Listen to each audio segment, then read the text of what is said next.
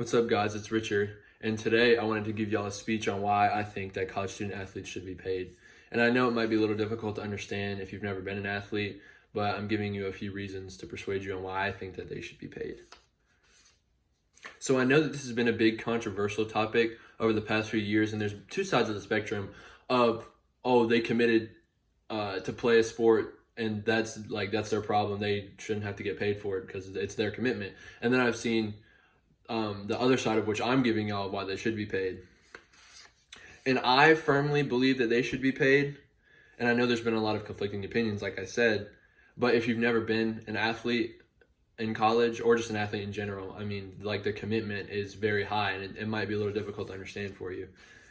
So let's say you participate in an activity or a job or something like that 43 hours out of the week, or even more than that, and you missed out on important things like friends, family, you lost a lot of sleep, you were away from home all the time, and you had to get up and do it every single day.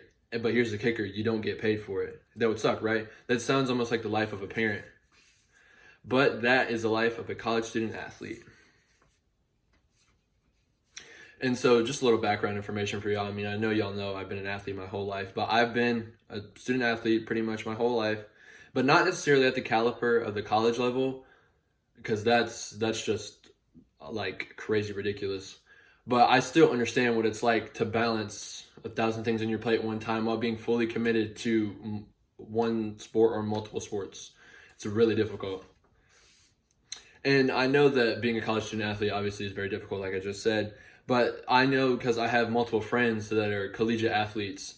And if you want to be a collegiate athlete, sacrifice is at the forefront of your life. Like you have to sacrifice so many things, like spending time with your friends, family. Like you barely have a social life. You're at workouts after class, in between classes, practices, games, and all that, and they don't get rewarded for it.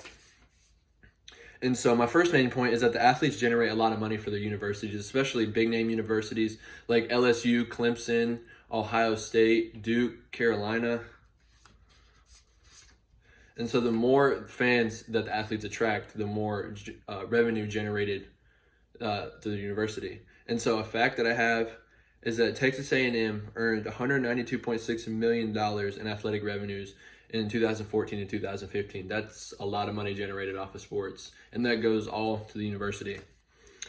And top tier coaches in college sports earn seven-figure compensation packages, and they earn huge bonuses after like big wins or like tournament wins, or if they had a good season. And then some of that money also that the university generates goes to like new facilities, special residence halls, and stadiums. And the athletes are the ones attracting all the people that bring in the money, but they still don't get any pay for it, which I don't really understand. And I think that they deserve more. This is my next point. I think they deserve more than a scholarship. So if the NCAA and colleges make millions off the athletes and give coaches huge bonuses for big wins, good seasons, then why can't the athletes be compensated for any of that? And then my next point is that it's essentially like a job. Like I said, doing it 43 hours a week, and you're constantly practicing, working out, lifting. You have games all throughout the week. I mean, it's rough. And so two former law professors at Michigan State University, Robert and Amy McCormick, think that it's essentially like a job, especially for Division I basketball and football athletes. And so Robert, who was a former attorney for the National Labor Relations Board, stated that there are more demands on these young men than there are employees of the actual university. So what he's saying is that there's more demands put on athletes than the actual employees of the university that, mind you, are getting paid to do what they do. But these athletes are putting out so much more and not getting any payment for it. And many schools offer athletic scholarships that are 1 year renewable. But get this, if the athlete is injured, the scholarship could possibly be revoked and there's no compensation for the injury. So they just lost their scholarship and they don't get any compensation for it. So it's done, over with, which I think is not good. And they also said that athletes don't have a free choice of a major if it conflicts with their practice schedule. So on top of all the things that they're missing out on in their life and just the extreme demand put on them, because athletes are held to a much higher standard just in general and especially in college. and then you don't get to pick your major for what you're going to college for, because it conflicts with their practice schedule. And then all of this, and still no pay.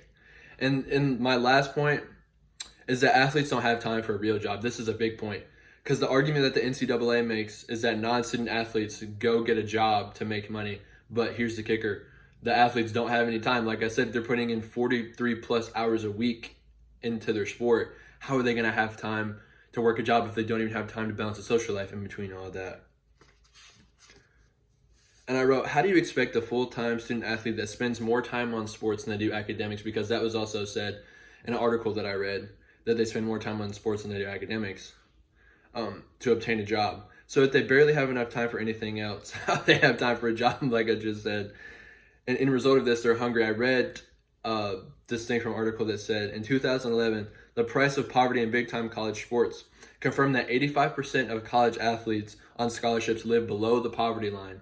That's crazy. So everything that they do for the university, all the multi-hundred millions of dollars that they bring in, and the extreme demands put on them, and all the hours in study hall they have to spend in working out and practice, and what they have to put out in games, all of that, and 85% of them on scholarships, not walking on scholarships, live below the poverty line. And so in conclusion, like, all the things that I'm saying are wrapped up basically that they don't have time for a real job. They're essentially working a job but not getting any payment for it. And they're the ones that bring the money. This is the biggest point in my opinion, that they bring the money in, because they're the ones attracting the fans who pay the tickets, which makes money for the universities, and they're compensating the coaches with these huge bonuses, but the athletes don't see a dime for it. And another thing that I didn't read in the article, but I just keep up with sports, so I've been seeing it a lot lately, is that high school basketball athletes, like the top recruits in the nation, they're not even going to play college anymore. They're going straight to professional just to get paid. So I think that in turn we're going to see college sport to be ruined if universities don't pay these athletes, because they're not going to go to college, which you want to see obviously the best athletes go to college and play, because that just makes it exciting. But if now we're missing out on that because they're not getting paid, then so much for college sports. And I hope that you agree with me that these athletes should be paid because of the extraneous demands that are put on them and the amount of time they spend, and what the university spends their money on, and giving coaches these huge bonuses, but the athletes don't get paid for it at all. And so here are my sources. I'm naming them now because it would have been too confusing to do it throughout the speech. So I got from Credo Reference, and I got ProQuest University Wire, which is 2 times, so I didn't want to use the same source twice throughout it, so I'm just doing it at the end. And then Gale in Context, which I got it from Diverse Issues and Higher Issues. I got all this from Summon too. And then Gale General 1 file from Scholastic News. I had that 2 times as well. So that's all 6 sources that I got all my information from. And thank you, and have a great day.